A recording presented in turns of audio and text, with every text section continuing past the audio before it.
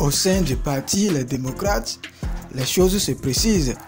À l'approche de l'élection présidentielle de 2026, l'attention des Béninois et celle des observateurs de la vie politique se tournent résolument vers les partis politiques majeurs et leur capacité à former le duo candidat qui briguera la magistrature suprême. Au cœur de cette effervescence, on retrouve le parti Les Démocrates. Cette formation politique, créée en 2019 et officiellement reconnue en 2020, est scrutée de près, laissant planer des interrogations quant à la désignation de son futur duo. Si Boni Yayi, le président du parti, ne peut plus se présenter, les projecteurs sont braqués sur plusieurs figures émergentes et confirmées. D'une part, nous avons un duel de longue date et d'autre part, l'émergence d'une nouvelle garde. Depuis la naissance du parti, une rivalité perceptible oppose Eric Houndété et Nourenou Atchadé, même si dans une récente sortie, ce dernier a tenté de convaincre du contraire, il existe des éléments tangibles qui portent à croire à cette guerre froide que se livrent les deux personnalités politiques bien établies sur le plan national. Eric Houndété, député depuis 2003 et ancien président du parti, a vu sa puissance affaiblie par des reproches concernant sa mauvaise gestion des législatives de 2023 et aussi son positionnement jugé moins attaquant face aux dérives du président Patrice Talon. Nourenou Atchadé, également au Parlement depuis 2011 et patron des députés Les Démocrates, est perçu par certains comme un personnage qui manque de l'envergure et du cran nécessaire pour incarner une opposition victorieuse. Face à ces figures expérimentées avec une bagage politique avérée, une jeune garde dynamique et ambitieuse se manifeste de plus en plus, clamant sa légitimité à porter vaillamment l'étendard du parti Les Démocrates. Leur argument est clair.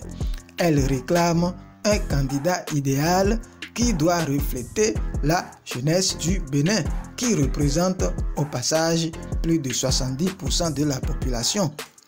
Selon cette jeunesse, le candidat doit incarner une véritable opposition dotée de l'énergie et de la détermination pour relever les défis.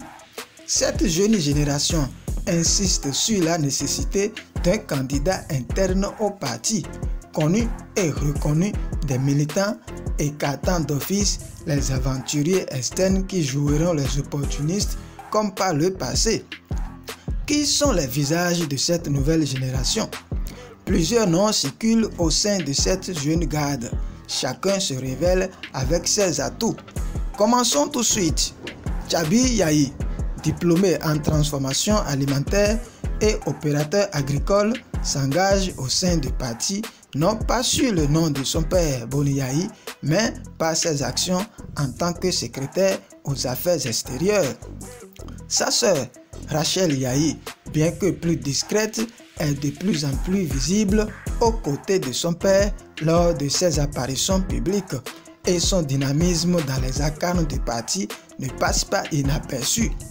Kamel Ouassangari, administrateur des finances et député, ne cache pas ses ambitions présidentielles et multiplie les initiatives. Dr Adam Souno, quant à lui, sillonne les communes, mobilisant activement contre le code électoral, un discours tout trouvé pour intéresser les populations. Guy Dossou Mitope, secrétaire à la communication, est très actif sur les réseaux sociaux, assurant une visibilité constante pour le parti. Il critique les moindres failles du régime et accepte aussi d'encaisser les coups venant du camp d'en face. Il y a aussi Nouroudine Saka Saleh. Son péché mignon qu'il traîne, c'est son inconstance dans la défense du parti. Tantôt, il prend fait et cause pour le parti, tantôt il dénonce et accuse les responsables. Une posture qui ne marche pas toujours, car pour beaucoup de personnes averties en politique, on ne tire jamais contre son propre camp. Enfin, le nom de Kitty Henouyon Nathanaël, enseignant-chercheur en sciences politiques et l'un des vice-présidents du parti, il est de plus en plus cité aussi. Connu pour ses critiques acerbes et constantes contre la gouvernance de Patrice Talon depuis son avènement, il incarne une figure intellectuelle de l'opposition. Cette jeune garde semble prendre de l'avance, multipliant les réunions et les concertations pour imposer son choix. Mais réussira-t-elle dans un environnement de rejet du pouvoir de la rupture et de méfiance vis-à-vis de certains responsables du parti? Une personnalité neuve issue de cette jeune garde pourrait rassembler la classe politique de l'opposition, voire les déçus du président Patrice Talon.